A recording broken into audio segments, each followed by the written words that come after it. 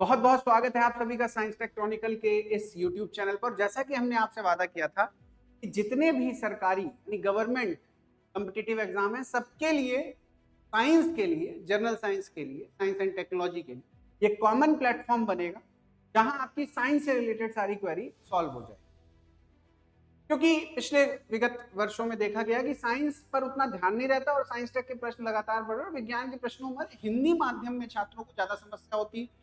हिंदी में साइंस के टर्मिनोलॉजी जो है, जो उसके अपने टर्म्स हैं, वो उतने अच्छे अवेलेबल नहीं है मार्केट में, बुक्स भी नहीं अवेलेबल हैं, तो बड़ी बच्चों को समस्या पेश आती है। तो इसी के चलते हमने डेडिकेटेड प्लेटफॉर्म आपके लिए छोटे छोटे टॉपिक्स के साथ आपकी कॉन्सेप्चुअल क्लैरिटी को बनाने की हम कोशिश करते हैं। और आज हम बायोलॉजी से शुरू करते हैं, अर्थात जीव विज्ञान से। और सबसे पहले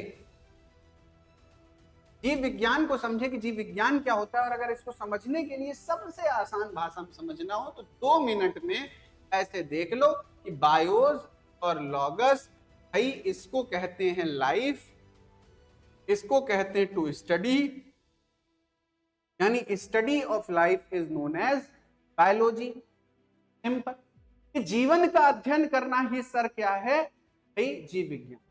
अब सर इसके हम 3 हिस्से कर दें तो भाई एक है जूलॉजी अध्ययन की सुविधा के लिए, एक है बॉटनी और एक है सर माइक्रोबायोलॉजी। माइक्रोबायोलॉजी तीसरा अलग से लिख दिया मैंने, नहीं सर हमने 2 ही देखे, भी देख लीजिए, अध्ययन की सुविधा हो जाती है। जूलॉजी आप जानते हैं जंतु विज्ञान, जहां जंतुओं के बारे में अध्ययन कर रहे हैं। फिर आती है बॉटनी, पादप विज्ञान, पौधों के बारे में, पौधे भी सजीव हैं, आप लोगों ने पढ़ा होगा इस चीज को बचपन से। और माइक्रोबायोलॉजी सूक्ष्म जीव, सूक्ष्म जीव भी तो जिंदा है, उनके अध्ययन के लिए भी तो एक सेपरेट एक फील्ड होनी चाहिए, तो माइक्रो।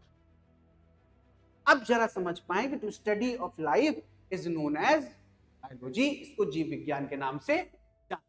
चलिए आगे बढ़ते हैं। इस तरह हमने ये जान लिया कि the study of life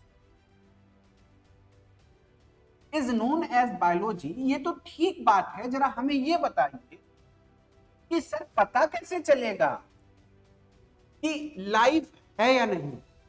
life के कैरेक्टरिस्टिक्स तो पता हो सर, लाइफ के लक्षण तो पता हो सर, तब तो हम बता पाएंगे कि जिंदा है और ये मरा हुआ, कि ईसीजी में ऐसे ऐसे जा रहा था जिंदा था, सीधा हो गया मर गया।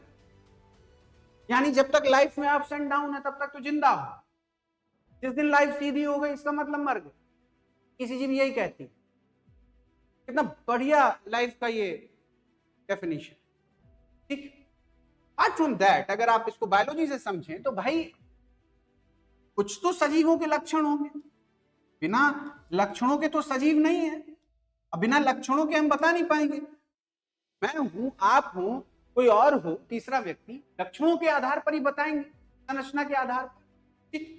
तो यहां देख पाए कि अगर हमें बताना है कि सामने वाला सजीव है या नहीं, तो जीवन है या नहीं, तो सबसे पहला और सबसे आसान जहां पर ध्यान जाना चाहिए कि सजीवों की मूलभूत इकाई कोशिका होती है साहब।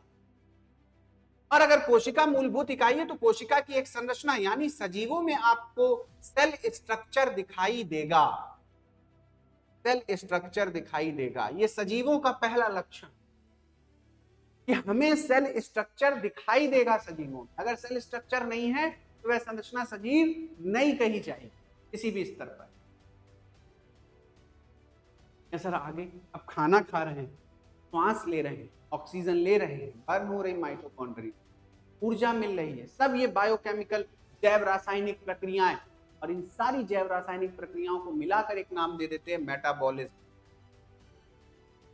अर्थात उपापचय। और यदि उपापचय है तो हम सजीव हैं, उपापचय नहीं है, कुर्सी मेज ये कारें, इनमें उपापचय थोड़ी होता है, इनमें मेटाबॉलिज्म थोड़ी ना होता है, निर्जीव चीजें, जान थोड़ी ना है। तो उपापचय है तो हम सजीव हैं, ये दूसरा लक्षण। अगर तीसरे की बात करें तो जब अब गर्मी आ रही है, हम पंखा चलाएंगे, एसी चलाएंगे, कूलर चलाएंगे, क्यों चलाएंगे, एडप्ट करेंगे, एडेप्टेशन करेंगे, शॉर्ट टर्म एडेप्टेशन है ये। सर्दी आती तो हम जैकेट पहन लेते हैं, अर्थात अनुकूलन।